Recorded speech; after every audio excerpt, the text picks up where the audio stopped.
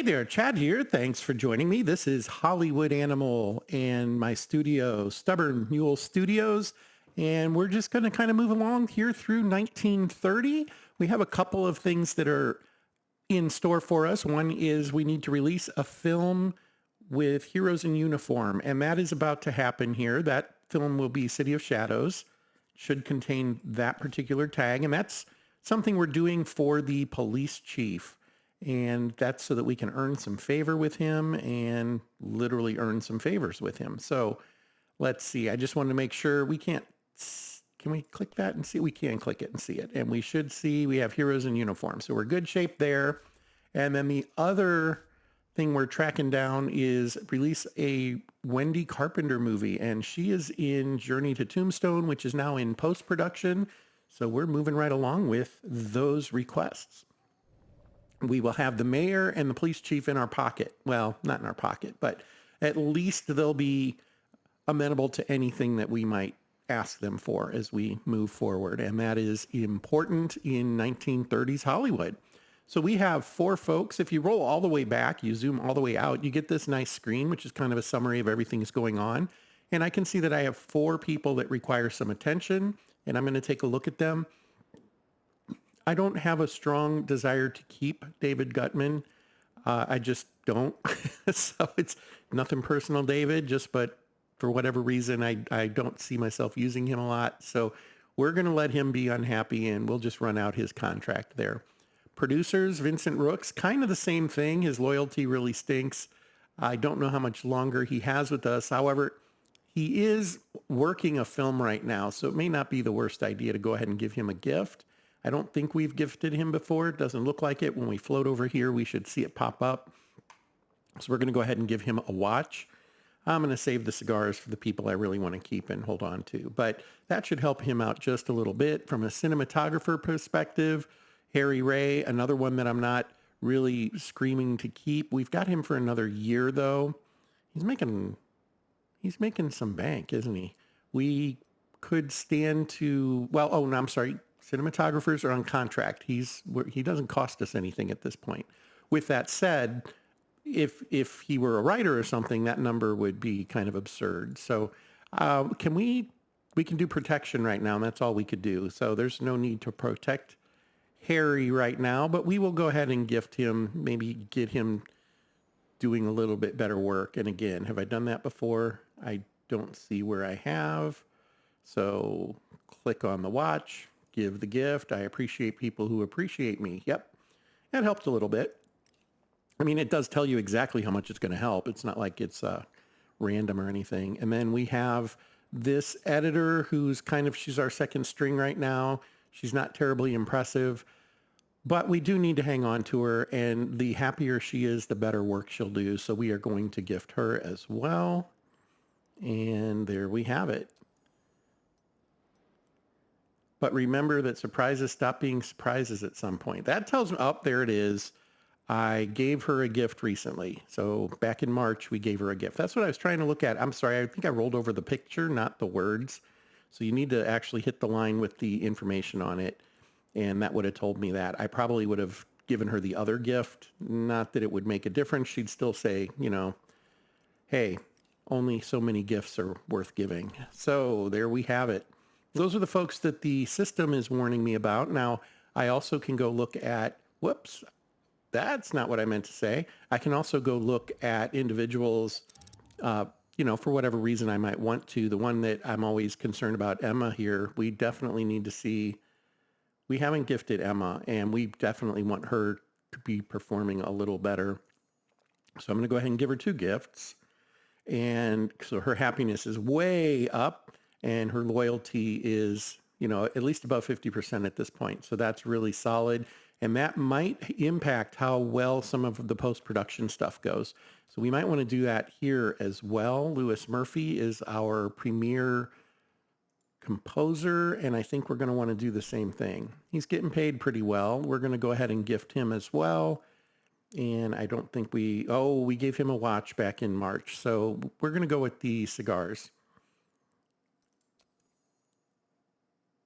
and this was perfect. So same time frame as the other person, but it was the same gift. We got a kind of a different response. With that said, the boosts were the same as we expected, which was 10 to loyalty, 25 to happiness, but that should help him out a little bit. And in a few months, we'll take another look. Keeping those numbers up definitely is an impact, and so keep that in mind as you're playing through. All right. Well, okay, Charlie Graham has returned from vacation. If I recall, just as we hired him, he asked to go on vacation. And the good news was we were able to grant that. Let's see what we have in the hopper here. Believe it or not, folks, I don't live this game in between episodes when I've got a couple of days that I'm not doing anything. I'm not in here studying all of this. So I do need a little bit of a refresher here and there. And it looks like we do have everybody working, and that's good. So from a writing perspective, nothing to worry about there. I am curious. Whoops. Synopses. We have ideas. So 3 of them are working on that, and 1's working on an idea is what that's telling me. We don't have anything in the story workshop. What do we have for scripts that we might want to work? That's right. We had this really good one that Rick wrote, and I think we might want to work that one. Could be solid. Let's go ahead and see what we might be able to do with it. It's a little early. We kind of have one that's also in the early stages of getting worked, but I kind of want to see where we might be able to go with this. So let's go ahead and assign Dale, and we'll give him a good sound stage to work on. This is a Western, and I usually go ahead and just see what the worst damage it can do to me is going to be. And that looks like that's going to be about 121 days. Okay, that's long, 4 months. We're going to want to dial that back a little bit. I don't know. It just seems silly to me that mountains would be something you'd want to do in a soundstage. I think we'll take the hit there. Maybe I could see us doing maybe a decent forest scene.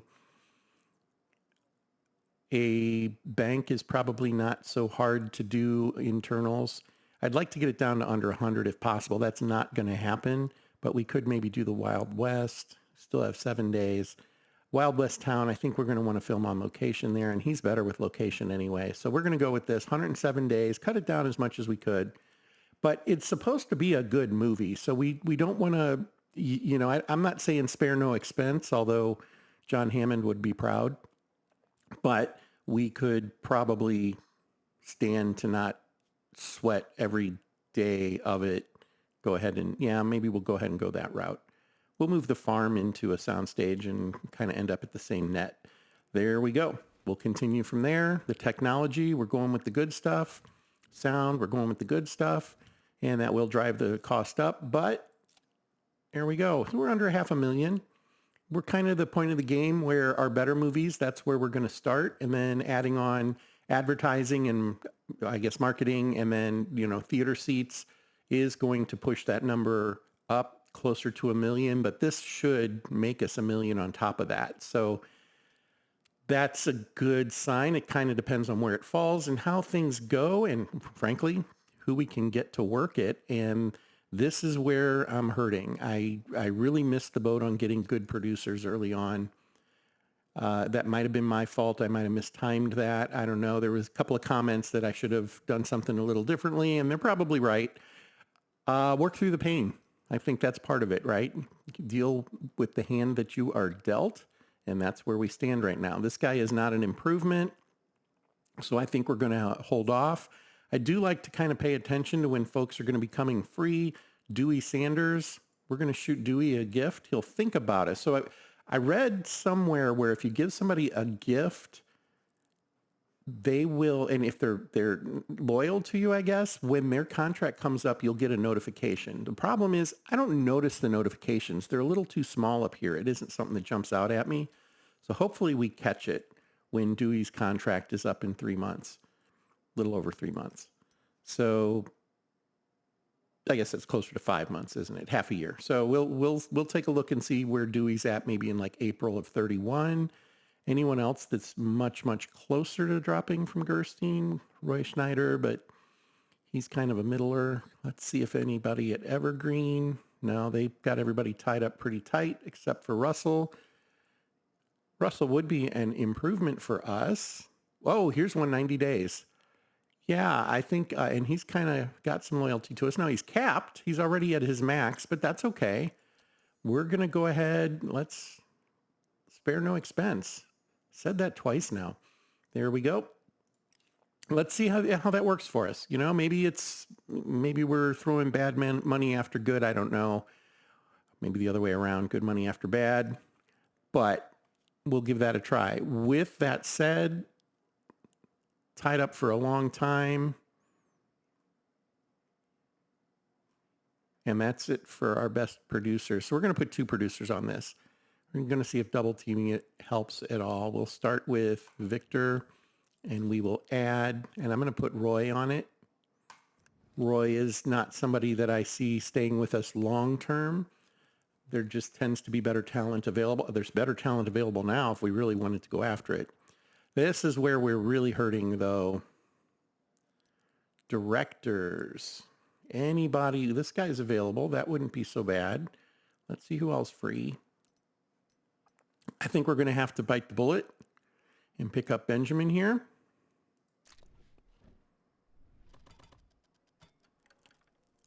So directors, they don't have the length as producers, but I think we'll go ahead and we're going to bring him in for 2 years. And we're going to stack him with gifts and insurance. He's still going to cost us way more than we'd like to spend, but I think we're going to have to do it. Hopefully we can get 3 movies out of him. We will try to work that angle of it. So we're going to use Benjamin. Then from an actor's perspective, we're actually in really good shape here, and that I'm happy about. So we're looking at a drama comedy. Well, Henry has recently done both of those.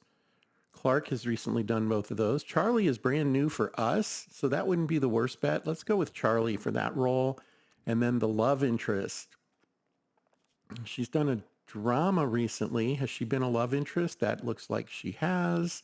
Let's go with Clara. Clara's got a little bit of promising talent. So she's on the rise. She's calm. She tends to do a good job. She has done a drama, but not a comedy, and she hasn't done love interest in a while. Another option would be to go with Concepcion. And that wouldn't be the worst thing either. I mean, she's a little light for this role, but I think we're going to go with Clara. We want to see this pay off for us a little bit. Okay, we're going to sign that one up. 410,000. It's spent, sort of. So there we go. Start the project. And we're off. Okay, we're going to speed things up here a little bit. And here's one of those notes. And, you know, we can look through here and see sometimes it'll tell us, oh, so-and-so left. I'm not seeing any of those right now. Next time I see one of those, I'll jump on it. You can filter this. That might help. Released a movie. There we go. So you get a little idea of what's going on up there. And let's have at it. All the writers are working, and this is about to come. There we go. Vivid violence. Yeah, we're getting... How come we can't get a story element like bunnies and elephants or something like that? All this stuff that generally isn't going to be appealing in the long term. But Rick needs a break. Okay, that's okay. His happiness is really low, and I do like Rick. He was my college roommate, for crying out loud. So we're going to give him his break, but when he comes back, I think we might look at getting him a gift as well. Construction completed on security services. So now we could start to tail some of those guys, see what they're up to. The Coin with Three Sides, not a great script. Maybe a good practice script. And again, having a movie in the theater is almost always better than not having a movie in the theater. There's some exception to that. You don't want to put out a movie that's going to lose money in the long run, but there's room for things like this, and sometimes they can surprise you. So Roy, let's make sure it isn't completely just off. Working man with a bandit. Okay, so far so good in a modern American town. Rival, good. Treasure hunt. Antagonist escapes justice. we are going to find in the long run, this becomes a bad thing. So if we're going to do this movie, it's going to need to be soon. We're going to go ahead and shelve it, have it on the shelf in case we need it. And look at that, the sonotone. We have bumped it up a level in practicality. That's good. That shortens the amount of time it takes to do films. You'll lose a few days. It's not tremendous difference, but it is a difference, and that always helps. Okay, so the sonotone is, of course, the cheaper of the two, right? But currently it's more practical. Now the quality is not nearly as good. And I think what we're going to do, we could come over here to image. The thing is the camera that's the upgrade to this is going to be really, really good. And we get it effectively for free by doing a certain number of movies. We will probably have this before this would finish upgrading. So we're going to go after sound, and we're going to upgrade the new sound and improve the quality. 300 more days. That's okay. We'll do it. And they're off. Dancing Till Dawn is releasing.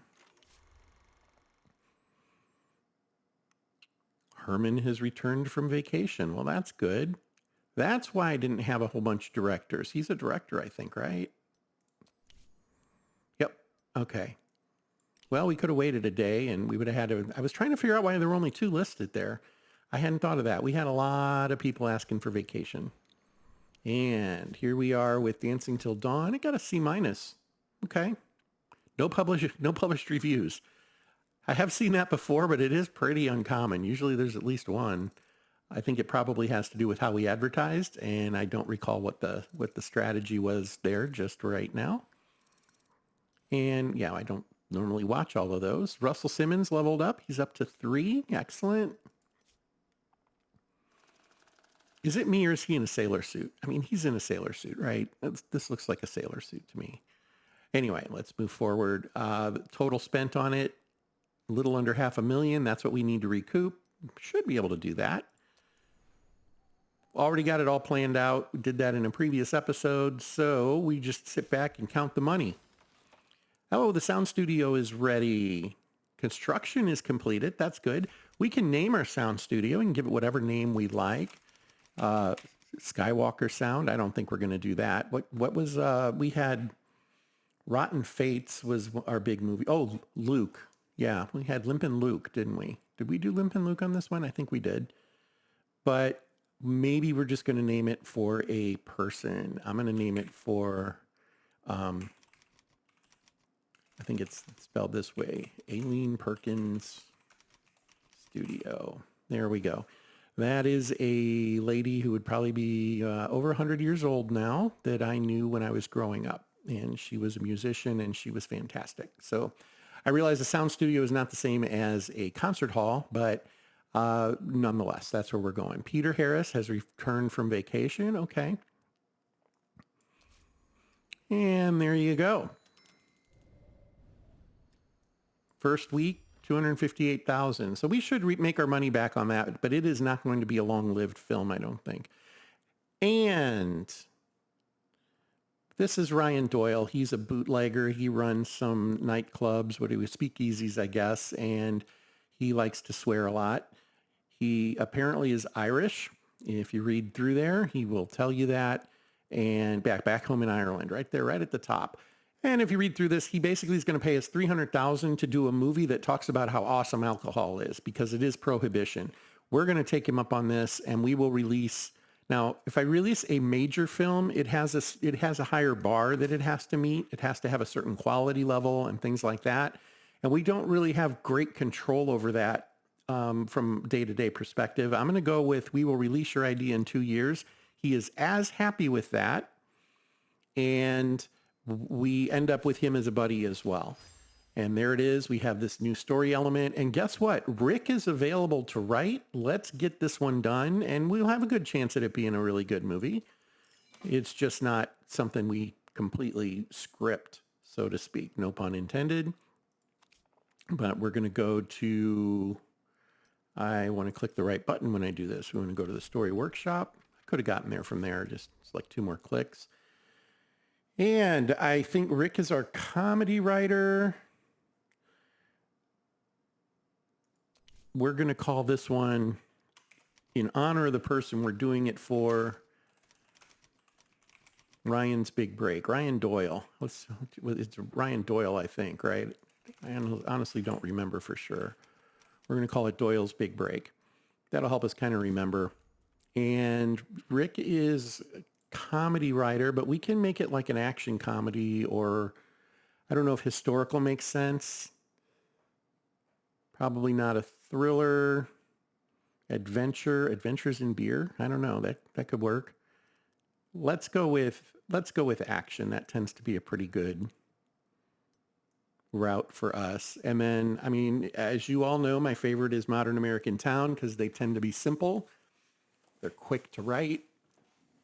I think we're going to bump up the action comedy ratio here to have more action. And I think we will go with Modern American Town. I just feel like that gives me a couple of directions I can go when putting this together. And we have 6 story elements now, as you might recall.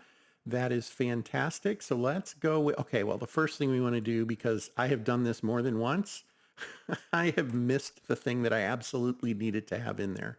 And then I totally forget. So we can do, let's see, it's an action comedy. Clumsy oafs are great in comedies. And we could even throw in a love interest if we wanted to. Should there be an antagonist? I don't know if any of these antagonists make a lot of sense. I think we're going to have a rival. I think a rival makes sense in this case. So we'll have males, because you don't have a choice with Clumsy Oaf. You have your rival as a male and then a supporting cast member. Lots of these could work. I don't think damsel in distress works well. Femme fatale can work. Sidekick can work. Love interest can work. We want it to be a woman. It's 1930, so keep that in mind. I mean, a strict parent wouldn't be horrible, but we could have age issues with trying to get that to work out. On the other hand, maybe it's like Footloose, right? And they're trying to end prohibition. So we're going to go with that route. We're going to go with a strict mom. We'll have to pay attention to age for that. And I think it makes sense to go with Struggle for Better Life and the finale being antagonist arrested. There is no antagonist, so that's not going to work. Gets chance for better life, overcomes self-doubt. Yes, because alcohol gives people courage, right? I think we all know that. It's jokingly referred to as liquid courage. That's what we're going to go with. Okay, and then the writer is going to be Rick. Oh, he's on a holiday. That really sucks. Okay, well, we're gonna actually hang on to the story though, and we could go with a freelancer, and they're really, really expensive. We're not going with a freelancer. We're gonna wait for Rick to come back, and I'm gonna just close this. It'll save this, send to archive, and it'll basically sit there as a synopsis on the shelf, and we can come back to that whenever we wish by going into script building, and then we go to synopses, and we can go to write. So that's how you deal with that. Otherwise, we're going to go ahead and let her rip, and Rick will get back soon. And we do have a movie sitting here. And Barb Fisher's back. That is great. She is still not incredibly happy. Let's give her a watch. And have we given her a gift? We did give her a gift already this year, so we're going to hold off. Well, actually, let's see what a different gift does. It's only been a month. Let's see what a different gift gives us with respect to her comment. So if she goes up to 70, we're seeing that the happiness doesn't, it's not affected. Thank you, what a surprise. So it looks like if you give different gifts, you're okay. If you give the same gift, that's when you start to get the, I already got this, what are you doing kind of messages. But we want to keep Barb happy. I like to call her Babs. Blood and Bourbon. I want to remember a little about this. I know this is one we wrote intentionally. Was there something we kind of wanted to get? Yes, this was one where Jim had come up with a new plot of generous profanity, and we know that an antagonist escapes justice is something we can't do for long. The code comes along and wipes that out for us. Spoiler alert. Sorry, I should have said that beforehand.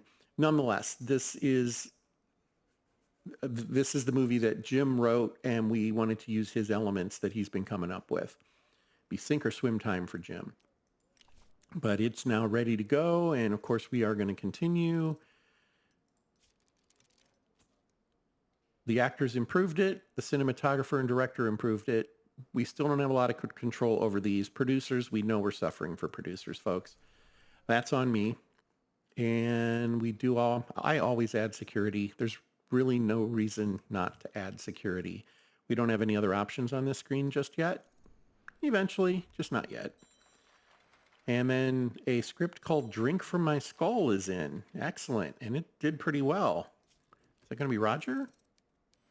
It's Jim. Okay. Fair enough. Let's see. Romance action on a tropical island with a working man, a bandit. That can work. Struggle for better life. Generous profanity. Didn't we just have this movie from him? Isn't this what we're doing? All right, we'll shelve it for now. But I'm pretty sure that's what Blood and Bourbon is about. And Jim needs time off. Okay, Jim, you go for it, bud. Rick will be back soon, and we'll be back in the driver's seat, I think. Okay, 3 sheets through pre-production. This is the one that's going to run us about $400,000 to get through production.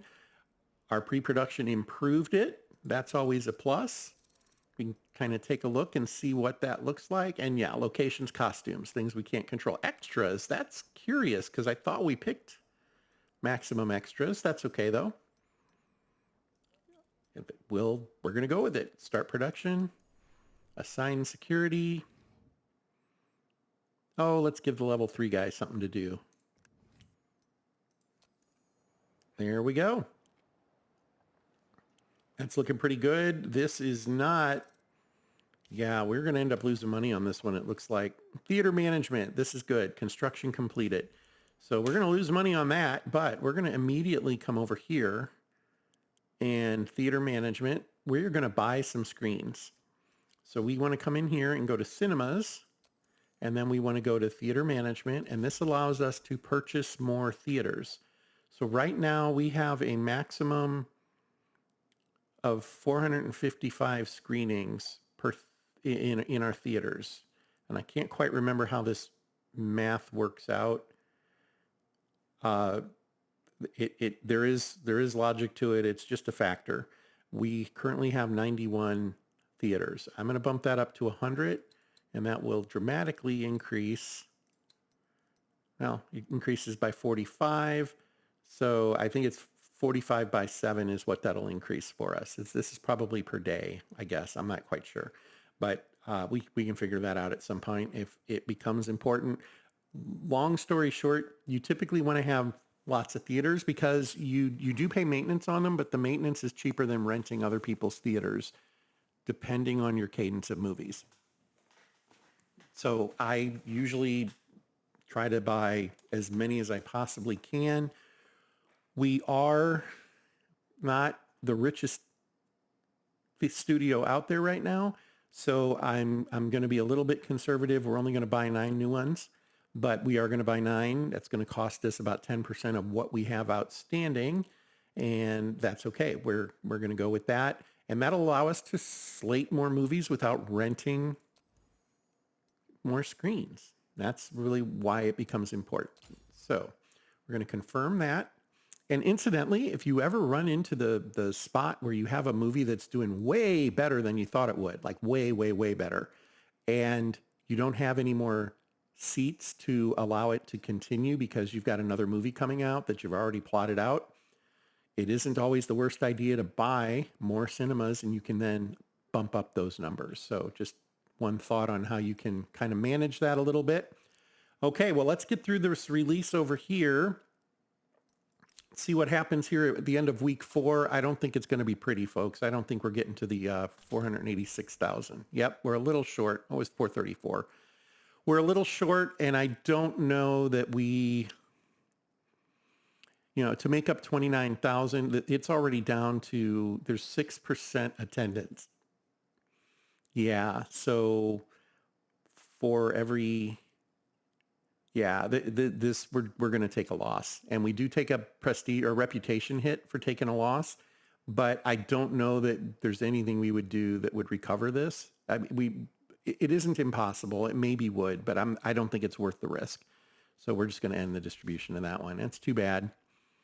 Yeah, we kind of know at this point. I think was it advertising I spent a little too much on there? I don't remember. We knew it wasn't going to be a terribly strong movie. So we take a little bit of a hit. I think it was 5 points there. I'm going to pause here for a second. Oh, just as I hit pause, we get this. But I wanted to look up here. Stubborn Mule Studios has concluded Dancing Till Dawn. Yep. Okay, it's interesting that we get multiples of that. Yeah, that's a little weird. Is it because it's on all? I don't know.